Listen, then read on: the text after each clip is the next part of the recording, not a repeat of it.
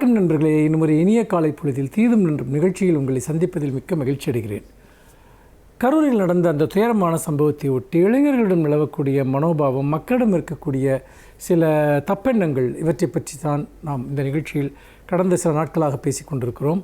அதில் மிக முக்கியமான ஒன்று, யாராவது ஒருவர் புதிதாக அரசியலுக்கோ அல்லது நான் மாற்றத்தை கொண்டு வருகிறேன் என்றோ சொல்லுகிற போது பலரும் அதை கண்மூடித்தனமாக நம்புவதை நாம் பார்க்கிறோம். இது கடந்த காலத்தில் தமிழ்நாட்டில் பல அபாயகரமான அரசியல் விளைவுகளை ஏற்படுத்தி இருக்கிறது. இந்தியாவிலுமே அப்படி ஏற்படுத்தி இருக்கிறது. ஒருவர் புதிதாக களத்துக்கு வருகிறார் என்பதில் எந்த புதுமையும் இல்லை. மாறாக அப்படி வரக்கூடிய ஒருவர் உங்களுக்கு என்ன மாற்றி கூறுகிறார் என்பதை மக்கள் சிந்திக்க வேண்டும். அதாவது இதுவரைக்குமான அரசியல் கட்சிகள், அவர்கள் முன்னெடுத்த திட்டங்கள், கொள்கைகள் அல்லது வழிமுறைகள், இவற்றிலிருந்து என்ன மாற்று, அந்த மாற்று என்பது பண்பாட்டு ரீதியாக அவர்கள் என்ன மாற்றத்தை கொண்டு வரப்போகிறார்கள், தமிழ் மொழிக்கும் தமிழ் வளர்ச்சிக்கும் என்ன செய்ய போகிறார்கள், ஒடுக்கப்பட்ட மக்களுடைய, பிற்படுத்தப்பட்ட மக்களுடைய அந்த உயர்வுக்கு சமூக நீதியின் அடிப்படையில் அவர்கள் மேலும் புதிய திட்டங்கள் எதை வைத்திருக்கிறார்கள், என்ன சமூக நலத்திட்டங்களை கொண்டிருக்கிறார்கள், என்ன பொருளாதார கொள்கைகளை வைத்திருக்கிறார்கள், அல்லது அவர்கள் அதிகாரத்தை கொண்டு செலுத்துவதில் என்ன புதுமைகளை அவர்கள் செய்ய போகிறார்கள். இது எல்லாமே இன்றைக்கு நம் முன்னால் இருக்கக்கூடிய மிக முக்கியமான கேள்வி. அப்படி பார்க்குற போது நாம் மிக மிக அடிப்படையாக எழுப்பிக்கொள்ள வேண்டிய ஒரு கேள்வி என்பது, மாற்றம் என்பது, புதுமை என்பது தன்னளவில் அது ஒரு வார்த்தை அல்ல. மாறாக அதற்கு பின்னால் ஒரு கொள்கை இருக்கிறது, அதற்கு பின்னால் ஒரு வழிமுறை இருக்கிறது, அதற்கு பின்னால் ஒரு சித்தாந்தம் இருக்கிறது. மாறாக எது புதிதாக வந்தாலும் அதை நான் ஏற்பேன் என்பதோ அல்லது ஒரு தனிநபரின் மீதான கண்மூடித்தனமான நம்பிக்கை, அந்த நம்பிக்கையின் அடிப்படையில் நான் ஒரு அரசியல் ரீதியான முடிவை எடுப்பேன் என்பதோ அது உண்மையில் அரசியல் தற்கொலை என்று தான் அழைக்கப்பட வேண்டும். ஆம், அது ஒரு அரசியல் தற்கொலை. ஏனென்று கேட்டால் அவர்கள்தான் வருங்காலத்தில் நம்முடைய எதிர்காலத்தையும் நமக்கான நலன்களையும் தீர்மானிக்கப் போகிறவர்கள்.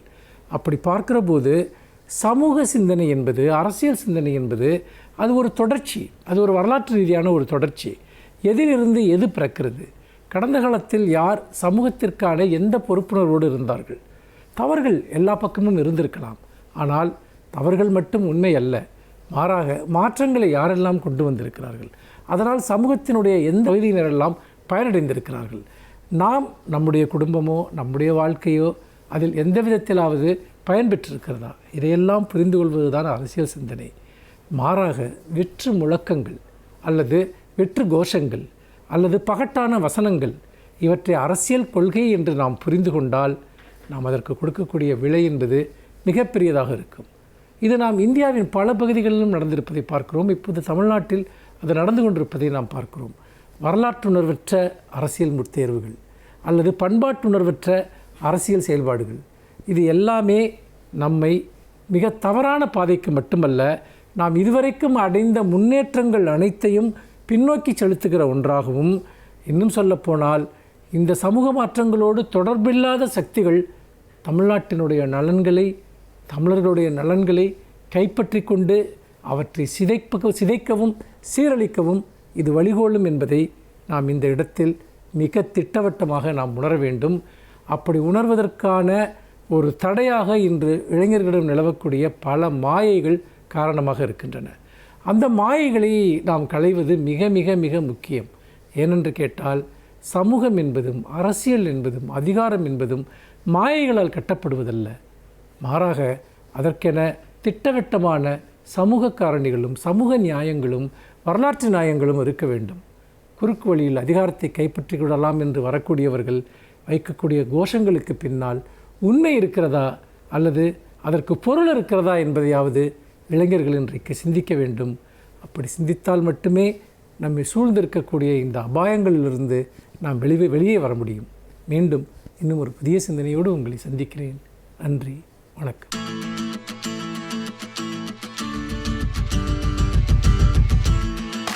அனைவருக்கும் என் அன்பு வணக்கம். மதவாதம், அதிலும் குறிப்பாக மத அடிப்படை வாதம் என்பது எவ்வளவு ஆபத்தானது, எத்தனை மக்களின் உயிர்களை பறிவாங்கக்கூடியது என்பதை நாம் உலக வரலாற்றின் பல நிகழ்வுகளிலிருந்து அறிந்து கொள்ளலாம். அவற்றில் ஒன்றாக ஒரு பாத்திரமாகத்தான் பின் லேடன் என்கிற அந்த கதாபாத்திரத்தை நாம் பார்க்க வேண்டும். பின் லேடன் உலகத்தையே ஒரு குறிப்பிட்ட காலகட்டத்தில் மிகப்பெரிய அதிர்ச்சிகளுக்கு உள்ளாக்கியவர். அமெரிக்காவுக்கு எதிரான மிக பெரும் யுத்தத்தை தொடுத்தவர் என்று கூட சொல்லலாம். யாரும் மறக்க முடியாது. 2001 செப்டம்பர் மாதம் 9ஆம் தேதி ஒரு விமானம் வந்து இரட்டை கோபுரங்களுக்கு உள்ளே புகுந்து அந்த கோபுரங்களையே சிதைத்தது. ஆயிரக்கணக்கானவர்கள் அன்றைக்கு மாண்டு போனார்கள்.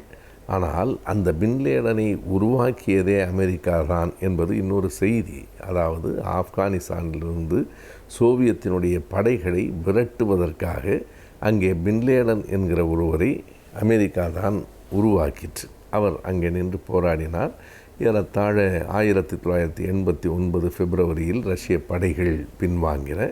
பிறகு அவர் தன்னுடைய சொந்த நாடான சவுதிக்கு வந்துவிட்டார். சவுதியிலே வந்தபோது இஸ்ரேலுக்கும் குவைத்துக்கும் இடையில் சண்டை வர தங்கள் நாட்டுக்கும் ஆபத்து வருமோ என்கிற அச்சத்தில் சவுதி மன்னர் அமெரிக்காவின் ஆதரவை கோர அமெரிக்காவின் படைகள் வந்து இறங்கின. அப்போது பின் லேடன் தன்னுடைய நாட்டுக்கு எதிராகவே குரல் கொடுத்தார். அமெரிக்காவுக்கும் அவருக்கும் நெருக்கம் உண்டு என்றாலும் பின் லேடனை பொறுத்தளவு மதம்தான் முதன்மையானது. மெக்காவுக்கும் மெதினாவுக்கும் இடைப்பட்ட ஒரு நாட்டில் அமெரிக்க படைகள் அந்நிய படைகள் ஒரு நாடும் தங்க நீங்கள் அனுமதிக்கக்கூடாது என்று சவுதி மன்னரிடமே தன் கருத்தை சொன்னார். அதற்காக அவர் சில போராட்டங்களை தொடங்கினார். நைரோபியிலே அமெரிக்க தூதரகம் தரைமட்டமாக வெடிகுண்டுகளால் வீழ்த்தப்பட்டது. அதற்கு பிறகு சவுதி மன்னர் உடனடியாக பின் லேடனை சூடானுக்கு நாடு கடத்தினார். சூடானிலே இருக்கிற போதுதான் பின் லேடன் அல் கொய்தா என்கிற ஒரு அமைப்பை உருவாக்கினார். அல் கொய்தா என்றாலே அடித்தளம் என்று பொருள். அதாவது அடிப்படை வாதத்தை வைத்துத்தான் அந்த அமைப்பு உருவாக்கப்பட்டது. அதனுடைய அடிப்படையான செய்தி ஷரியத் சட்டம் எல்லா இஸ்லாமிய நாடுகளிலும் பின்பற்றப்பட வேண்டும். பெண்கள் படிப்பதற்கு அனுமதிக்கப்படக்கூடாது. அது மட்டும் அல்லாமல் அந்த பக்கீஸ் என்று சொல்லுகிற கடவுளை அல்லாவை மறுக்கிறவர்களின் மீது ஒரு ஜிஹாத், ஒரு புனித யுத்தம் தொடுக்கப்பட வேண்டும். இவைகளை அடிப்படையாக கொண்டதுதான் பின் லேடன் தொடக்கி வைத்த அல் கொய்தா. பிறகு சூடானிலிருந்தும் அவர் வெளியேற்றப்பட்டு தான் ஆப்கானிஸ்தானுக்கு போனார். ஆப்கானிஸ்தானத்தில் இருக்கிற நேரத்திலே தான் அவருடைய படைகளாக செயல்பட்டவர்கள் விமான ஓட்டிகளாக வந்து நேரடியாக அந்த அமெரிக்காவின் இரட்டை கோபுரத்தை இடித்து தள்ளினார்கள். அது 2001 செப்டம்பர். பிறகுதான் பின் லேடனுக்கு எதிராக அமெரிக்கா ஒரு மிகப்பெரிய தீவிரவாத எதிர்ப்பு போரை தொடுக்கிறோம் என்று உலக நாடுகளை எல்லாம் தன் பக்கம் சேர்த்தது. அமெரிக்கா ஒன்றும் தீவிரவாதத்துக்கு எதிரான நாடு என்று சொல்லிவிட முடியாது. காரணம், பல நாடுகளில் போய் குண்டுகளை வீசியது அமெரிக்கா தான். பிறகு அமெரிக்காவுக்கு விமானமே குண்டாக வந்து விழுந்தது. இதுதான் வேறுபாடு. அதற்கு பின்னால் மிக கடுமையான பின் லேடனை தேடுகிற முயற்சிகளை அமெரிக்கா தொடங்கிற்று. இருந்தாலும் கூட அப்போது அவர் ஆப்கானிஸ்தானத்தில் இருந்தார். பிறகு எங்கோ தலைமறைவாகிவிட்டார். எங்கென்று கண்டுபிடிக்க முடியவில்லை. என்ன பெரிய செய்தி என்றால், உலகத்தினுடைய மிகப்பெரிய வல்லரசு என்று கருதப்பட்ட அமெரிக்காவால் கூட அவரை தேடி கண்டுபிடிப்பதற்கு ஒரு 10 ஆண்டுகள் ஆயின என்பதுதான் 2001 இந்த நடவடிக்கை எடுக்கப்பட்டது. அதற்கு பிறகு 10 ஆண்டுகள் கழித்து 2011 நவம்பரிலே தான் பாகிஸ்தானில் அபோதாபாத் என்கிற ஒரு ஊரில் ஒரு வீட்டில் பின் லேடன் தங்கியிருந்தது கண்டுபிடிக்கப்பட்டு பெரும் படை அல்ல, போர் அல்ல, ஒரு 20-25 அமெரிக்க இராணுவ வீரர்கள் அந்த வீட்டை அழித்தார்கள். பின் லேடனையும் அழித்து விட்டார்கள். நாம் என்ன பார்க்க வேண்டும் என்றால், இது பின் லேடன் என்கிற ஒரு தனி மனிதனை ஒட்டிய வரலாற்று செய்தி இல்லை. மத அடிப்படை வாதங்கள் எந்த மதமாக இருந்தாலும் அழிவுக்குத்தான் வழிவகுக்கின்றன என்பதை இந்த செய்திகள் நமக்கு உணர்த்துகின்றன.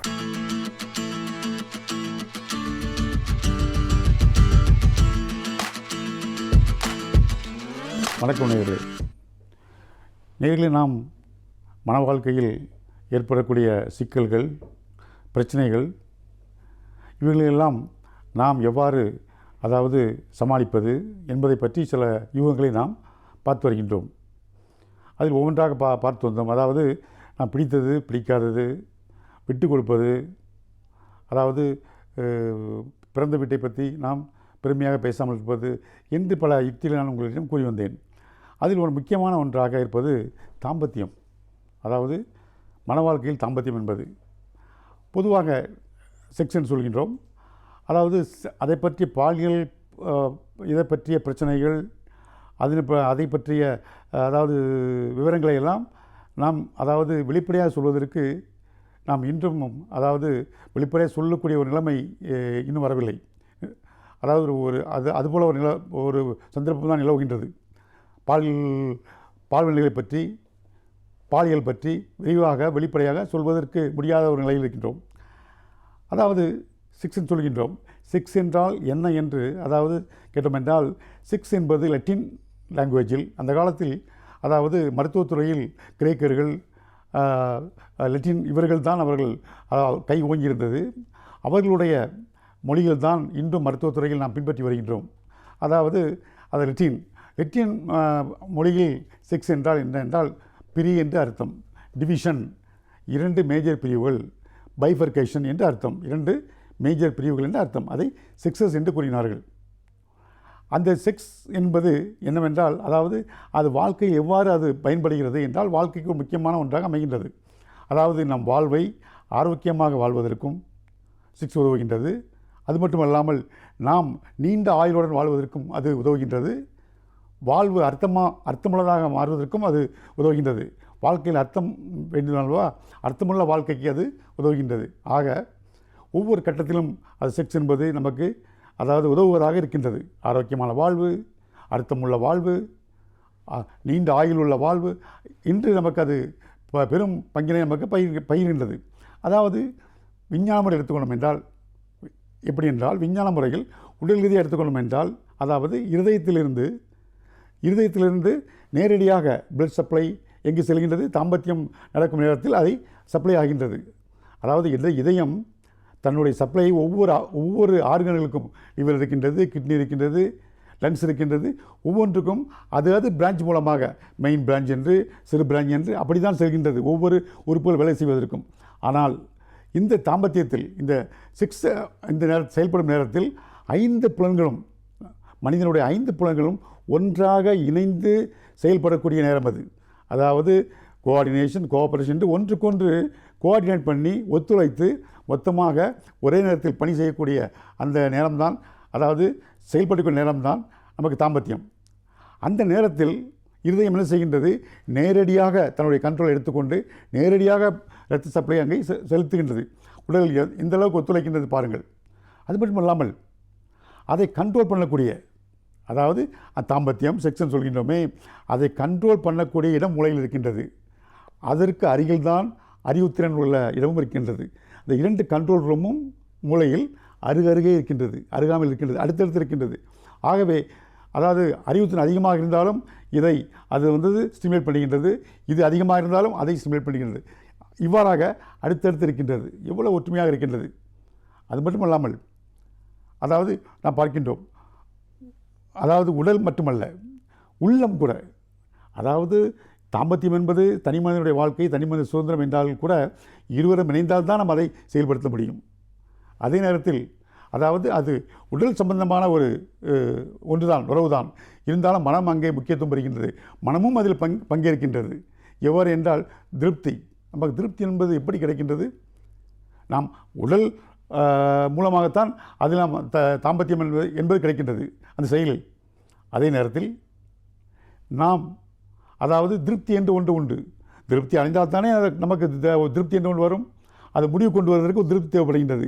அந்த திருப்தி எங்கிருந்து வருகிறது? மனத்திலிருந்து வருகிறது, மனம். ஆகவே அதாவது தாம்பத்தியத்தில் உடல் ரீதியாக இருந்தாலும் உள்ளமும் முக்கியமாக ஒரு பங்கை ஏற்றுக்கொள்கிறது. ஆகவே இது வாழ்க்கைக்கு முக்கியமான ஒன்று. இருந்தாலும் நாம் அதாவது செக்ஸ் என்ற வார்த்தைகளை சொல்வதற்கு நம்முடைய சமுதாயத்தில் சில ஸ்டிக்மாக்கள் இருக்கின்றது, அடைமொழிகள். அது மட்டுமல்லாமல் பட்ட பெயரெலாம் இருக்கின்றது. வெளிப்படையாக சொல்வதற்கே முடியாத ஒரு சந்தர்ப்பம் நிலவுகின்றது. அதனால்தான் இன்று அதாவது என்ன சொல்கின்றார்கள் என்றால் வாழ்வியல் மருத்துவம், வாழ்வியல் கல்வி என்று சொல்கின்றார்கள். அதாவது வாழ்வியல், அதை மருத்துவவியல் கல்வி அப்படி என்று சொல்கின்றார்கள். குடும்பவியல் கல்வி என்று கூறுகின்றார்கள். அதை நாம் அழகு தமிழில் சொல்ல வேண்டும் என்றால், நம்முடைய அழகு தமிழில் அர்த்தமுள்ளதாக சொல்ல வேண்டும் என்றால் அதுக்கு தாம்பத்தியம் என்று சொல்லலாம். தாம்பத்தியம் என்பது ஒரு புண்ணியமான வார்த்தை, ஒரு கண்ணியமான வார்த்தை, நாம் அதை பயன்படுத்திக் கொள்ளலாம். ஆகவே தாம்பத்தியம் மனிதனுடைய திருமணத்தில் தாம்பத்தியம் என்பது ஒரு முக்கிய பங்கு வகிக்கின்றது. தாம்பத்தியம் இல்லாமல் திருமணம் இல்லை. தாம்பத்தியம் இல்லாத திருமணங்கள் நிலைக்கலாம். ஆனால் திருமணம் இல்லாத தாம்பத்தியங்கள் நிலைத்ததாக சரித்திரமில்லை. ஆகவே தாம்பத்தியம் என்பது ஒரு முக்கியமான ஒன்றாக இருக்கின்றது. தாம்பத்தியம் அதுவாக நம்முடைய சமுதாயத்தில் எடுத்துக்கொள்ளும் என்றால், திருமணத்திற்கு அப்பாற்பட்ட தாம்பத்தியத்தை சமூகம் ஏற்றுக்கொள்வதில்லை. அது கண்டிக்கத்தக்கது, அது தண்டிக்கத்தக்கது. நம்முடைய சமுதாயத்தில் திருமணத்திற்கு அப்பாற்பட்ட தாம்பத்தியம், ஒரு பாலியல் உறவு என்பதை சமூகம் ஏற்றுக்கொள்ளுமா? ஆணாக இருந்தாலும் சரி, பெண்ணாக இருந்தாலும் சரி ஏற்றுக்கொள்ளாது. அதே நேரத்தில் திருமணத்தின் மூலமாக நாம் அடையும் தாம்பத்தியம் இருக்கின்றதே, அதற்கு நம்முடைய சமூகம் என்ன கூறுகின்றது? அதை ஒரு புண்ணியமாக நினைக்கின்றது, ஒரு கண்ணியமாக நினைக்கின்றது, ஒரு மரியாதையாக நினைக்கின்றது. நமக்கு ஒரு மரியாதையும் கிடைக்கின்றது அந்த தாம்பத்தியத்துக்கு. அதை சாந்தி என்று கூறுகின்றோம், மன அமைதி, சாந்தி முகூர்த்தம் என்று கூறுகின்றோம் அல்லவா? திருமணத்தின் மூலம் அதை அடையும் பொழுது அதனுடைய கண்ணியமும் அதனுடைய மதிப்பும் கூடுகின்றது. ஆகவே திருமணத்தில், தாம்பத்தியத்தில், இந்த தாம்பத்தியம் ஈடுபடும் போது அதில் சில கட்டுப்பாடுகள் இருக்கின்றன. எழுதாத சட்டம், அது எழுதாத சில சட்டங்கள் இருக்கின்றன, சில கோட்பாடுகள், விதிமுறைகள், கட்டுப்பாடுகள் எல்லாம் இருக்கின்றன. நம்ம சமுதாயம் அதை அமைத்து தந்திருக்கின்றது. ஒரு செயல் இருக்கின்றது வைத்துக்கொள்வோம். ஒரு செயல் இருக்கின்றது, அந்த செயலுக்கு ஒரு லிமிட்டேஷன் இருக்கும். அந்த லிமிட்டுக்குள்ளே நாம் இருக்க வேண்டும். சமுதாயம் ஒன்றை வைத்திருக்கின்றது, ஒரு செயலை. அந்த செயலை நாம் தாண்டும் பொழுது, அந்த செயலை மீறி, அந்த வேலையை மீறி, அந்த ஒரு லிமிட்டேஷனை மீறி நாம் செயல்படும் போது எப்படி இருக்கின்றது? அது சமுதாயத்திற்கு பயன்படும் பொழுது அது சாதனையாக ஏற்றுக்கொள்ளப்படுகிறது. சமுதாயத்திற்கு பயன்படாத இருக்கும் பொழுது, சமுதாயத்திற்கு தீங்கு விளைக்கும் போது அது தண்டனைக்குரியதாக ஆகிறது. ஆகவே சமுதாயம் நாம் அதை தவறு என்றும் சரி என்றும் அதை தீர்மானிக்கின்றது. தாம்பத்தியத்தை பொறுத்தவரையில் என்னென்றால், இதுதான் சரி, இதுதான் தவறு என்றில்லை, இதுதான் அளவு, இவ்வளவுதான் அளவு இருக்க வேண்டும் என்றெல்லாம் இல்லை. நம்ம முடிந்தது, முடியாதது, பிடித்தது, பிடிக்காதது, வேண்டியது, வேண்டாதது எல்லாம் அங்கே இருக்கின்றன. அதே நேரத்தில் தாம்பத்தியத்தில் வக்கிரங்கள் இருக்கின்றது, கொடுமைகள் இருக்கின்றது, துன்பங்கள் இருக்கின்றது, விவகாரங்கள் இருக்கின்றன, கொடுமைகள் இருக்கின்றன, இதெல்லாம் இருக்கின்றன. இதையெல்லாம் கட்டுப்படுத்ததான் சமுதாயம் சட்டங்களை, எழுதாத சட்டங்களை இயக்கி வைத்திருக்கின்றது, கட்டுப்பாடுகளை. அந்த கட்டுப்பாட்டுக்குள் இருக்கும் பொழுதுதான் அந்த தாம்பத்தியம் சிறப்பை பெறுகின்றது. ஆகவே இன்றைய இளைஞர்கள் தாம்பத்தியத்தை பொறுத்தவரை எப்படி இருக்கின்றார்கள் என்பதை நாம் அடுத்த முறை சந்திப்போம். நன்றி, வணக்கம்.